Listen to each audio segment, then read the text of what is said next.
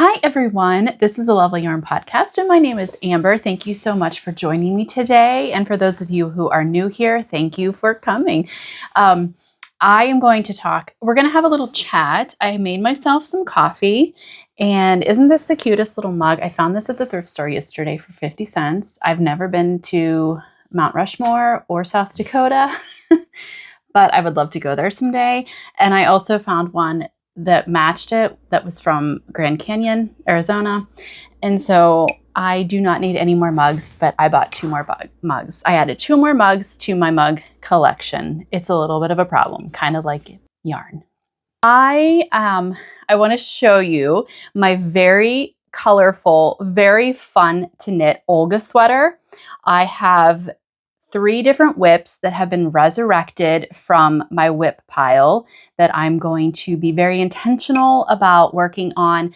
And then I need to replace a hand knit item, a pair of socks that I've had for years and I've actually darned multiple times and I just keep getting holes in them.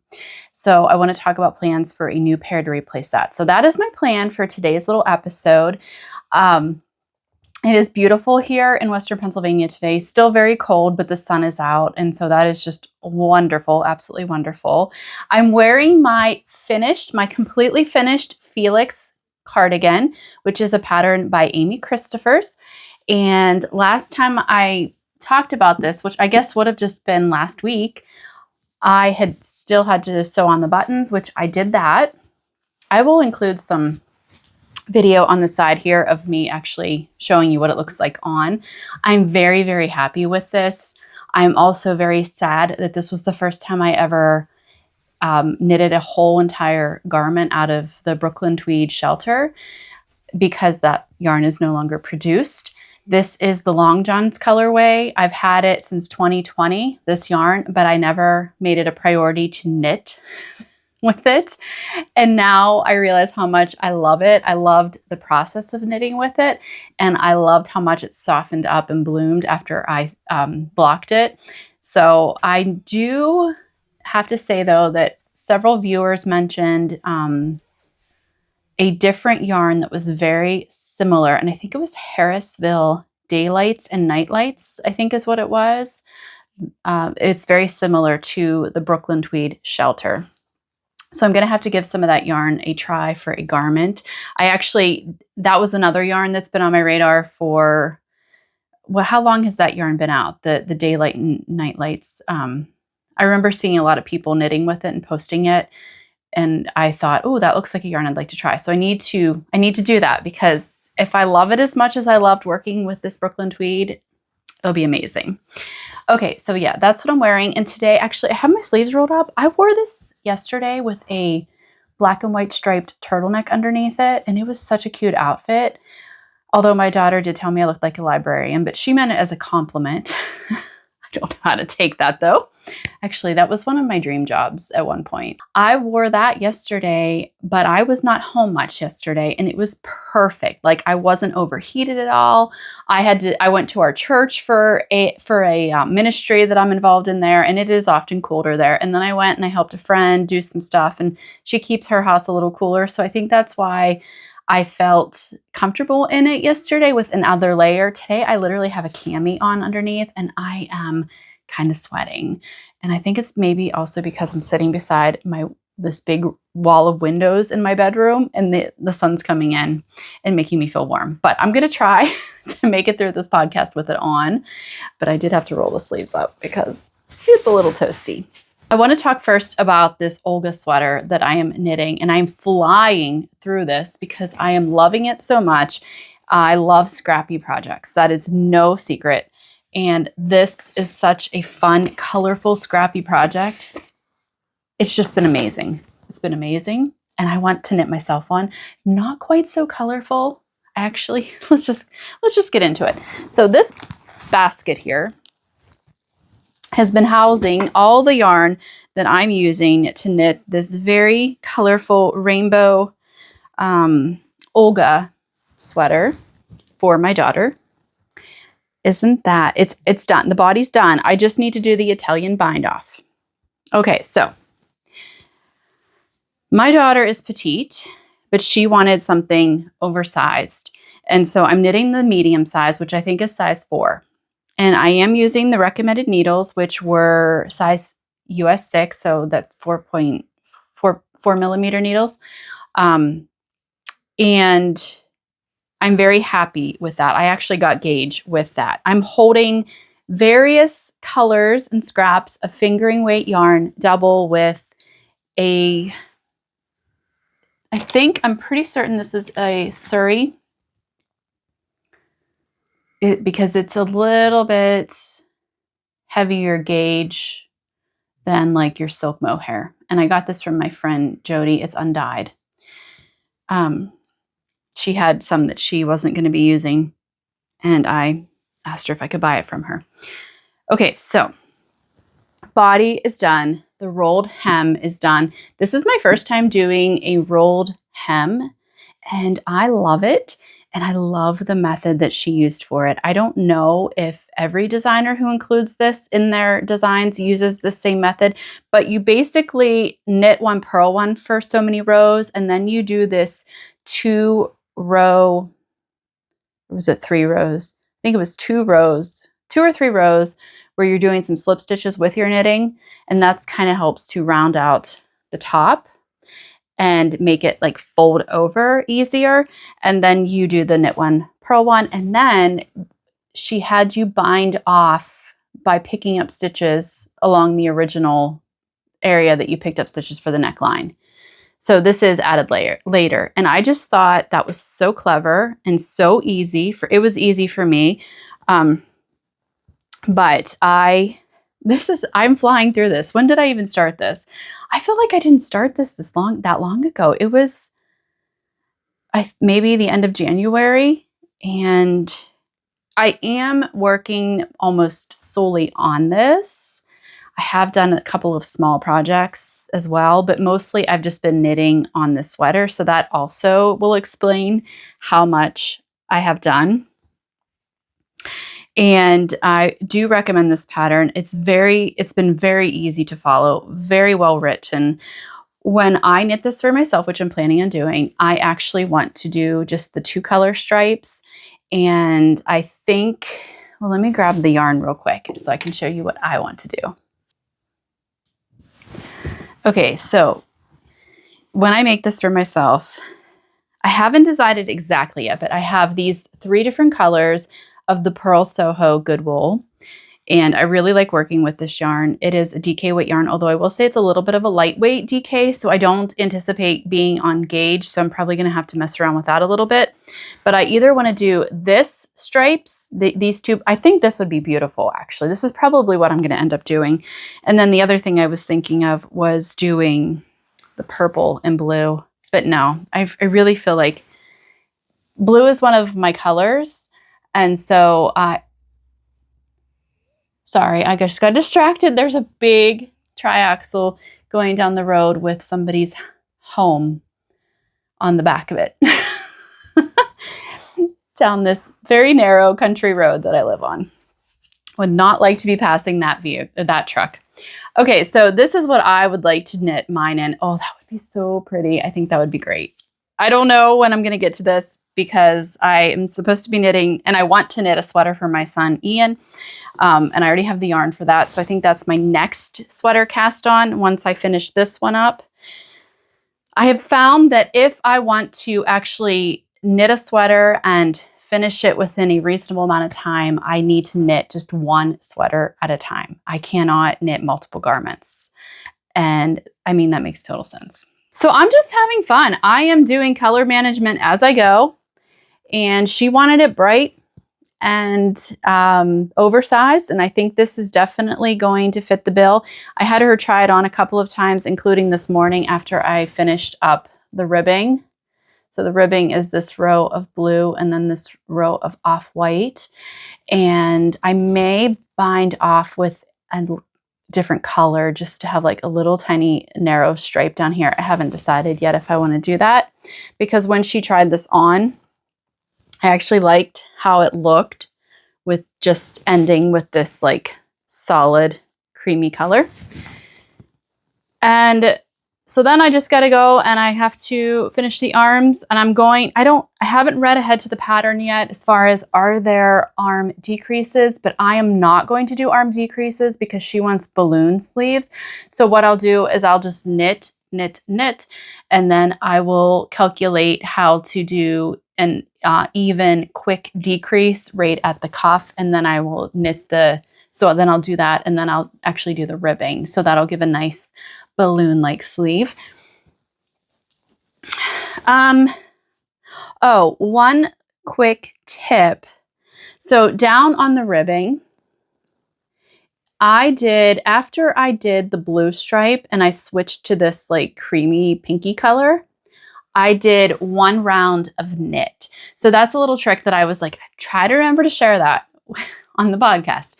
If you don't want the little purl bumps, because if I would just have switched from the blue to the pinky color, I would have gotten these purl bumps that I would not have liked. I don't know if you know what I'm talking about, but the way to eliminate that when you're doing like ribbing and you're doing stripes is to, when you switch to a new color, do 1 round of just plain knit stitch before, and then the next round you start your knit 1, purl 1, and you can't even tell. Like, it does not disrupt the ribbing, but it does get rid of the weird little multicolored purl bump that would have been showing there had I not done it that way.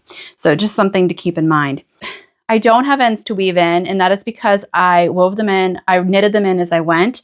I just have these tiny tails that I need to cut off. And the way that I do that is I make a magic knot, but I don't cut right up to the knot like a lot of videos tell you to do, because I did that once making a blanket and I had a bunch of those joins disconnect and my blanket started to unravel. So I just make fairly long tails on either end of the magic knot, and then I knit those in. I just pull 1 tail this way, pull 1 tail that way, and I knit the tails in as I go. So then I'm just left with the little ends that I need to just pull a little taut there and then cut off.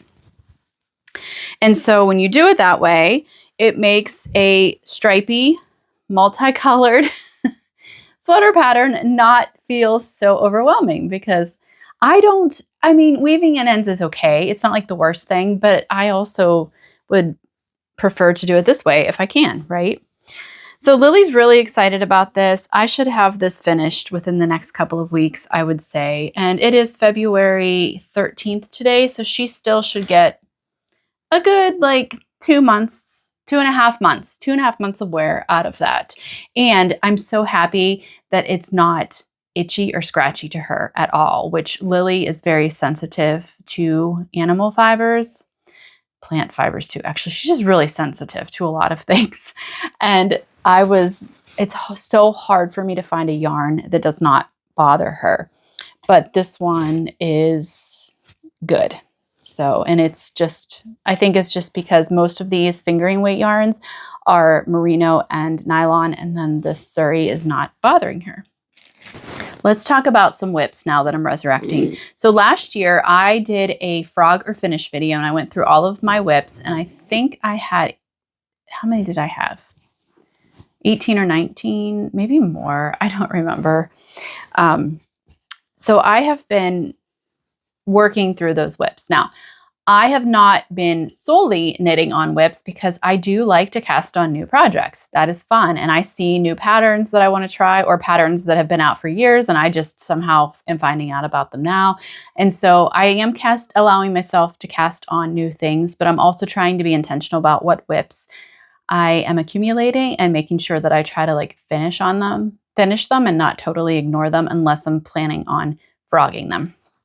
And so my first thing I want to talk about are my songbird mittens, because this is a pattern that I've been working on since I think last winter. Let me get my notes out.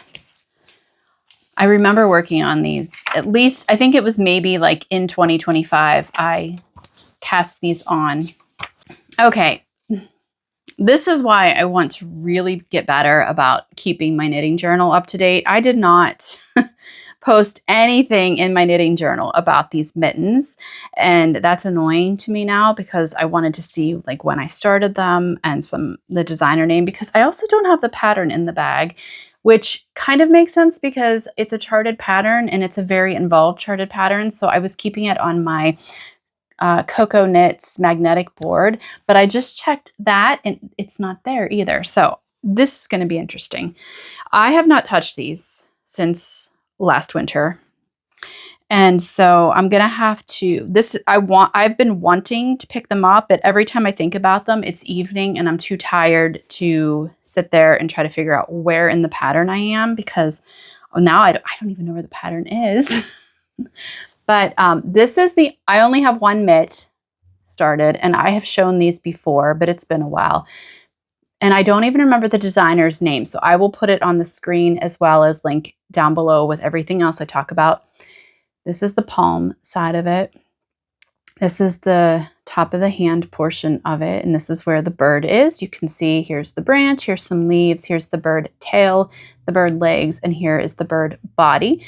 Now, I have to sit and really think and concentrate when I work on these because they are not. Now, the palm side is very symmetrical, so that one's easier, but this is not symmetrical at all. You're basically drawing a picture with your yarn. So although I mostly just sit in a chair and knit, when I work on these, I like to be sitting at the table with my chart out in front of me, and I work from the tabletop.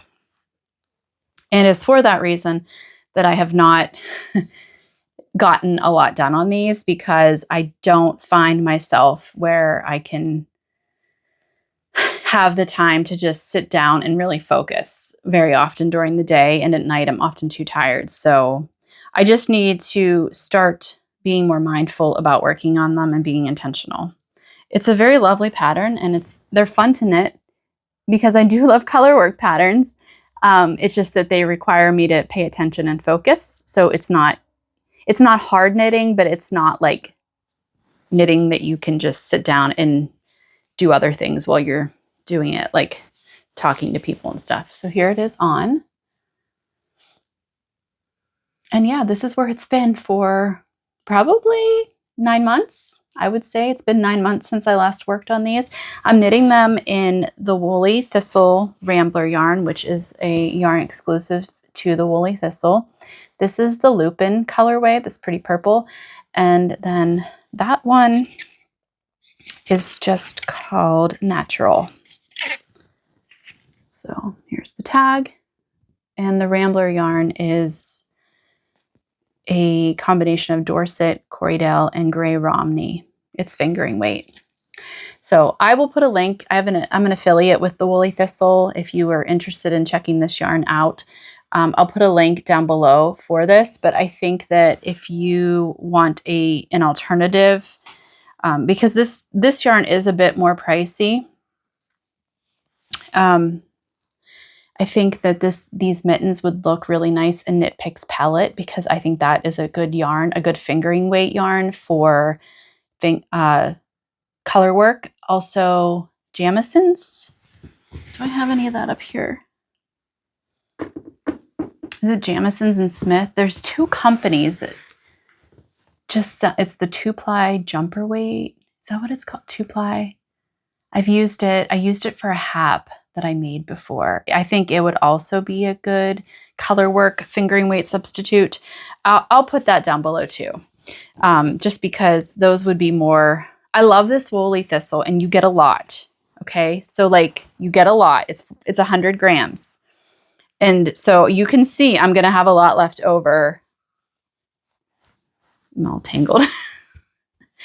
I'm going to have a lot left over, but if you don't, if you don't want to invest that into the yarn, then there are other options that would work as well, I believe. Okay, and then this is what I've already resurrected this whip, and I've been working on them. They're my heel toe do-si-do socks, and this is a pattern by Kay Litton. I talked about them in my last podcast episode, so I'm not going to talk about them real long, but I'm going to hold myself accountable. The first sock is done. And this is where I am on the second sock, which I think last time I showed you guys, I had a few rows of the ribbing.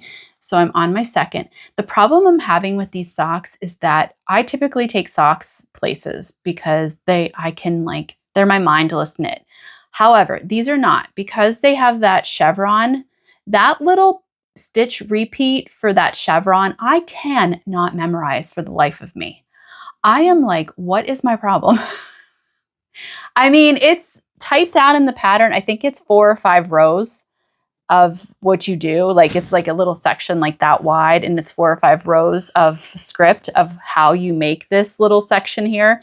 So it is a lot to remember, but usually I can just read knitting and remember what to do, but I just cannot. I can't. And I don't know if it's because I've been working on other knitting projects at the same time. I don't know. But that is my hang up with these socks. It's not a hard stitch to do. It's just that there's a lot of different steps and I can't get it to lock into my brain.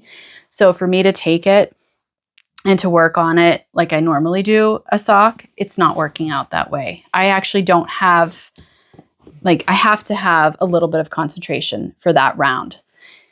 So that's why I've determined that is why these socks have been slow going for me. The last whip that I am going to work on is I have 2 more. I have my smoke show vest, which is, I just started this back in the fall. It's by Thea Coleman. And I've just not gotten any more done. This is all I got. This is what I showed you guys last time. So this is my accountability portion of the podcast. I'm showing you because next time I should put I'm going to put a little stitch marker on that, because then I can show you and myself how far I've come. Let's put a little matcha. This is from Amy Scher.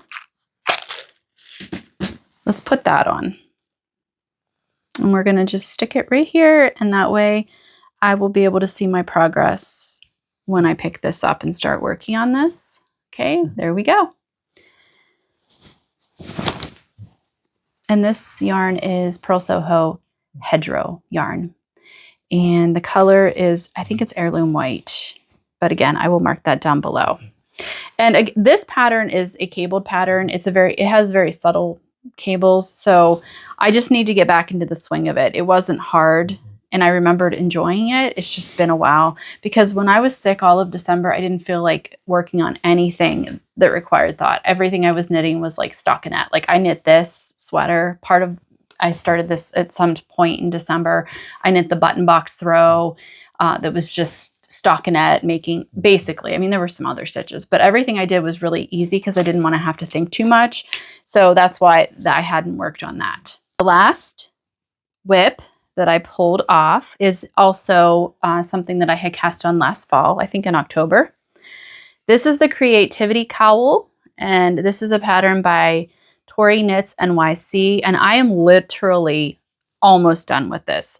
My problem was that I ran out of yarn, which, let me show you my yarn. I'm gonna have to show you. Okay, so this yarn is from Flower Hill Fleeces from Jody, and this is her farm yarn. This is one of her farm yarns. It is the Homegrown Brothers and Sisters. It's Shetland. So there you go. And I bought a skein. I bought 1 skein of this, and then I'm holding it. I'm doing the contrast, like these little areas, with some of my hand spun. I don't know where this fiber came from. I spun this up probably 10 years ago, and it's been sitting on my yarn shelf since then. But what the problem was is I ran out of the farm yarn. Like, I had this much left, and I knew I was running out. And at that time, I needed more. My friend Jody, who owns Flower Hill Fleeces, she was out of town for a little while, and so I couldn't get it right away. So I set it aside, and then I went. Eventually, Jody gave me these like mill ends of the yarn that she had left over. And then I was, as normal when this kind of thing happens and I have to set a project to the side, I just kind of like, I'll get back to it, but then I never did. So I'm going to wind this up this weekend, maybe even today. I'm going to wind these up so that I can get to this because I'm so close. I'm on the decrease section. This does make like a bandana style cowl. So it's kind of like this. And I'm on the decrease portion of it now. And it's easy. So it's an easy pattern. But let me give you a close up. I saw that she also has a creativity scarf or scarflet or something like that, or maybe it's a shawl, I don't know, but I saw that that was also something that she released since releasing the cowl, and I thought, oh, I probably would have actually worn that more. I like cowls, but I am very particular about how a cowl lies on my neck. Like so I have my is it the night shift cowl? It's beautiful. But I'm thinking about ripping it out because I hardly ever wear it because of how it's floppy, because I needed a stiffer yarn. I needed a more dense yarn, and I used something that was like a more silky soft yarn. And so I'm not liking how it just kind of flops down and it doesn't cover. I like a stiffer cowl. I want it to cover my neck. So when I have a shawl or a scarf or a shawlette, I like that to be made out of a softer, silkier yarn because then I can kind of like stretch it out and tie it in place. Okay, so that's the last whip that I'm going to get intentional about. I'm really curious if you guys have been able to hear my puppy. Actually, she's not my puppy. I have two dogs. One is a 13-and-a-half-year-old lab mix. Her name is Mitty, and her bed is like 10 feet behind the camera, and I feel like every time I podcast, she decides to come in and lay down and sleep. And she's a snorer because she is very old and she's very overweight. And so anytime she lays down, she breathes really heavy and she snores. And I know I've mentioned this in other podcast episodes, and people are always like, no, don't kick your dog out. It's perfectly fine. And then my puppy, who is one that so many of you guys love, she's my English Springer Spaniel. She's a year old. She's underneath my bed sleeping, which is a shocker because typically when I sit down to podcast, she's on my lap, as you guys would have seen in the Tilly cam that I sometimes put on at the end of my episodes. Okay, so the last thing I want to talk about is I have a pair of worsted weight socks, and they are in the bottom of the dirty laundry. I wish I would have thought ahead and not thrown them down, but I wore them earlier in the week. I wear them a lot in my boots when I go outside because they're really thick, and if I wear leggings, like they pull up over my leggings. They're just really big, cozy, comfy socks. However, they were my second pair of socks I ever knit. So this was years ago. And I chose a yarn. I don't even remember what the name of the yarn was, but it was an acrylic yarn. So it wasn't wool. It wasn't nylon. It was just some sort of acrylic yarn that I had gotten. And I made these big, really cozy, high socks to wear around the house mostly.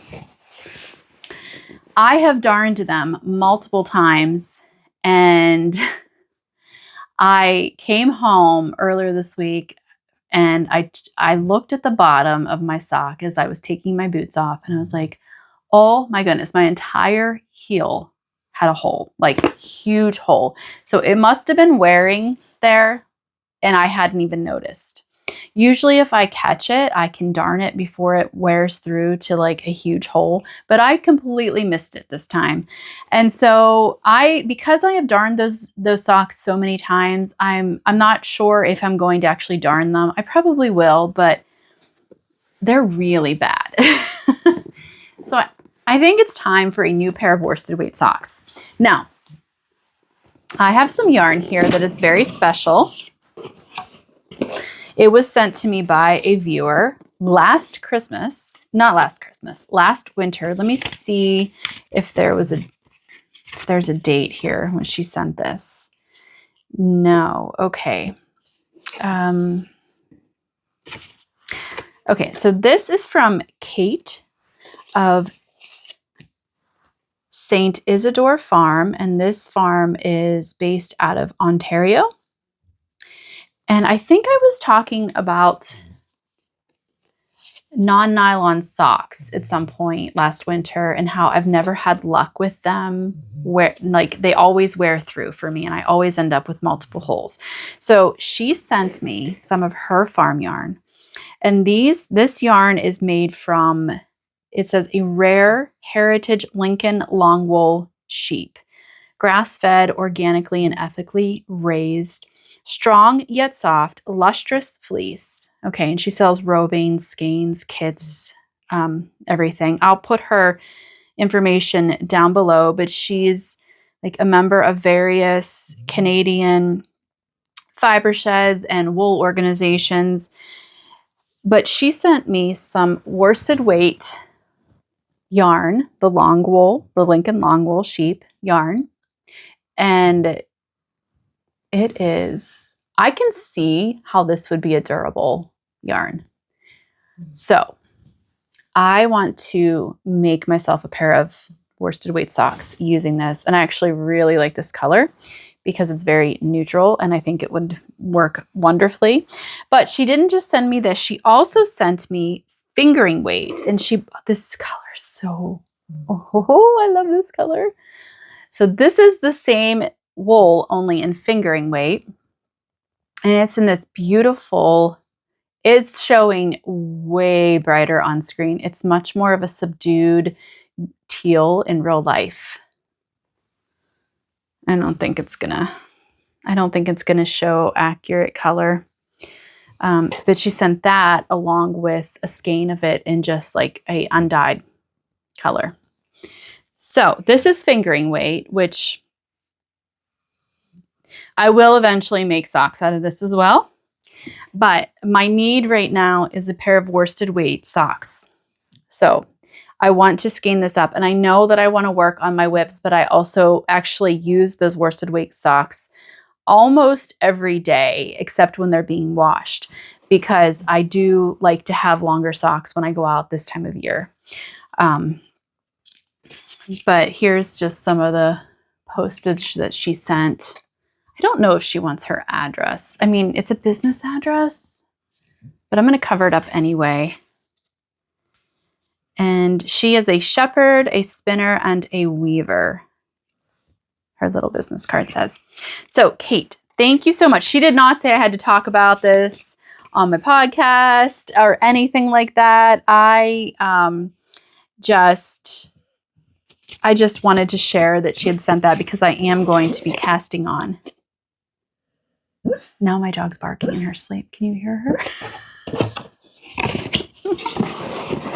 So I also just realized that because today is February 13th, it's Friday, and I'm filming this, and I'm planning on posting it on Saturday, which is tomorrow, which is February 14th. And then I was like, oh my gosh, I'm wearing my red sweater on a podcast that I'm putting up on Valentine's Day. So happy Valentine's Day. So many of you had said after I talked about this and I wanted to knit it for because it's very Christmassy looking. So many of you had said, oh, but now you'll have it for Valentine's Day. And I was like, that's true.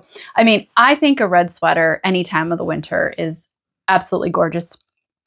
I have always liked wearing red, but I always kind of shied away from wearing red because it was such a bold color. But now that I'm getting older, I don't care anymore. And plus, because I'm growing out my gray, I'm also noticing that there are like these very more cooler toned reds look really good with my gray hair and my undertones of my skin. And so I actually got a long red vintage wool coat at the thrift store. And I've been wearing it, and oh my gosh, I love it. And I don't even care what people think.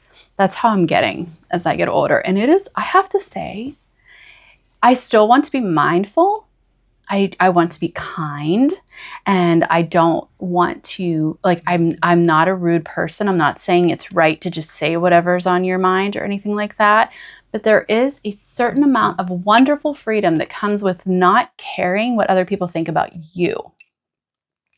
And I'm really trying to teach my daughter that, because I, for so many years of my life, was like a big people pleaser, and I just wanted to, like, I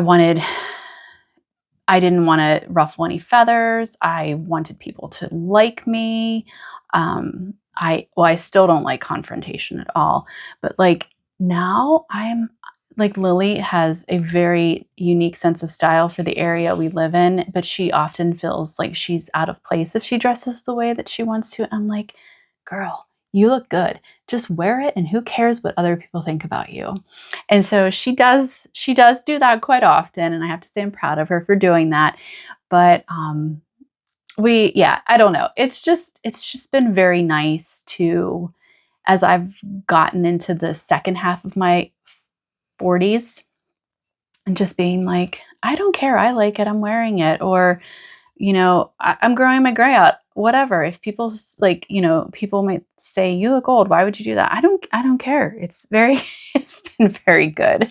It's been a positive experience. Not that I don't struggle with like aging and stuff at times, but I have to say that that's been a really positive outcome of getting older. Not losing the kindness, because I think we should always be kind. And I don't think we should be rude to people. But I think when it comes to how we decide to live our lives and stuff, it's in knowing that we can't change how other people view us or what other people think about us. And if they want to talk about us, then they're going to talk about us regardless of how we act or what we do. So we don't need to worry about that. That's not for us to worry about. We just need to make sure. For me, it's like, okay, if I'm right with God and I'm not being rude to people and I'm treating people kindly and loving and I'm doing the things I feel God has called me to do, then I'm good. I'm good. I'm not accountable to anyone else. So yeah, I don't know why I said that. Oh, because I was telling you about my bright red wool long coat. I love it. I love it so much. That wraps up today's podcast episode. Thank you guys so much for coming and joining me. I love coming here and talking to you and reading the comments. And even though I don't always respond to them, I do apologize for that, but I can't always respond to all the comments. But I love reading them, and it makes me feel very connected to all of you. And I also have some emails from viewers that I am going to sit down probably a day next week and respond to. So if you've emailed me and I haven't gotten back to you yet, that is why. I have to pretty much take like a day and set aside time just to focus on my emails. I'm really horrible about being on the computer. My husband does it for a living, and I know it's hard for him because we're very active people. And so I totally get why he sometimes comes out looking all spacey. I'm not a computer person.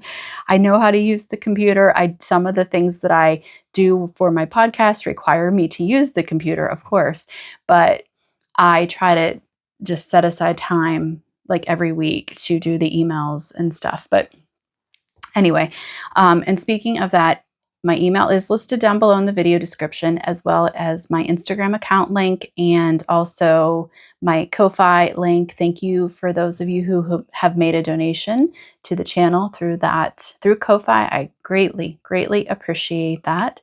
It means very much to me. It really does, that you're willing to invest, your money in my channel here. And I think that wraps up this week's podcast. Thank you for joining me. Enjoy your knitting, and I will see you next week. Goodbye.